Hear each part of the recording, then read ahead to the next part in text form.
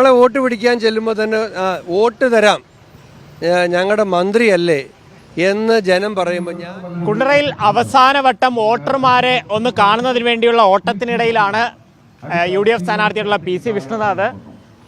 ഒരു റൗണ്ടൊക്കെ എല്ലാവരെയും കണ്ടു കാണും. ഇനിയിപ്പോൾ നാളെ കുട്ടിക്കലാശം ആവുകയാണ്. ഇങ്ങനെ ഉണ്ട് ഒരു നല്ല തികഞ്ഞ ആത്മവിശ്വാസമാണ്.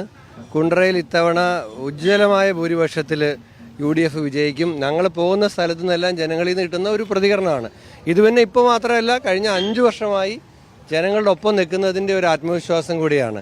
എനിക്കൊരു പുതിയതായിട്ടൊരു തെരഞ്ഞെടുപ്പ് പ്രചരണമൊന്നും നടത്തേണ്ടി വന്നിട്ടില്ല. ഞാൻ ഈ കഴിഞ്ഞ ദിവസങ്ങളിലൊക്കെ ഉണ്ടായിരുന്നതുപോലെ ആളുകളുടെ കൂടെ ഉണ്ടായിരുന്നു. അത് അങ്ങനെ മാത്രമേ തോന്നുള്ളൂ. ഒരു കണക്ക് കൂട്ടൽ കൃത്യമായ ഇതിനകത്തുനിന്ന് 2-3 കാര്യങ്ങളുണ്ട്. ഒന്ന്, ജനവിരുദ്ധ ഗവൺമെൻറ്റിനെതിരായിട്ടുള്ള ഒരു വലിയ വികാരം, ഭരണവിരുദ്ധ വികാരമുണ്ട്. കൊല്ലത്താണെങ്കിൽ കശുവണ്ടി വ്യവസായത്തെ തകർത്ത് തരിപ്പണമാക്കി ഈ സർക്കാർ, നമുക്കറിയാമല്ലോ. അതുപോലെ തന്നെ ആരോഗ്യമേഖല, കൊല്ലത്താണ് ചവറയിലുള്ള വേണു എന്ന് പറഞ്ഞൊരു ചെറുപ്പക്കാരന് തിരുവനന്തപുരം മെഡിക്കൽ കോളേജിൽ ചികിത്സയില്ലാതെ മരണപ്പെട്ടത്. അതേപോലെ തന്നെയാണ് ആരിപ്പള്ളി മെഡിക്കൽ കോളേജിൽ ഈ ദിവസങ്ങളിലുണ്ടായ അത്യാഹിതങ്ങൾ, ആ മരണങ്ങൾ, ആരോഗ്യമേഖലയിലെ തകർച്ച.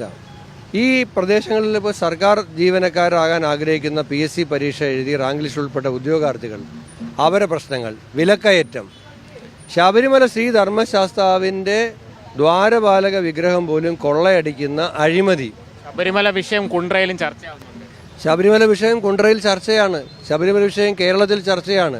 കാരണം ശബരിമല വിഷയം വിശ്വാസികളെ സംബന്ധിച്ചിടത്തോളം, അത് ഏത് മതത്തിൽപ്പെട്ടവരായിക്കൊള്ളട്ടെ, ഒരു ലോകത്തെ മുഴുവൻ വിശ്വാസ സമൂഹമുള്ള ഒരു ആരാധനാലയത്തിൻ്റെ സ്വർണ്ണക്കൊള്ള നടത്തുക, ഈ തെരഞ്ഞെടുപ്പിൻ്റെ വിജ്ഞാപനം വരുന്നതിന് മുമ്പ് തന്നെ അതിലെ മുഴുവൻ പ്രതികൾക്കും 90 ദിവസത്തിന് മുമ്പ് കുറ്റപത്രം കൊടുക്കാതെ സ്റ്റാറ്റ്യൂട്ടറി ബെയിൽ കിട്ടുന്നതിനുള്ള സൗകര്യമൊരുക്കി അവരെ മുഴുവൻ പുറത്തിറക്കിയില്ലേ?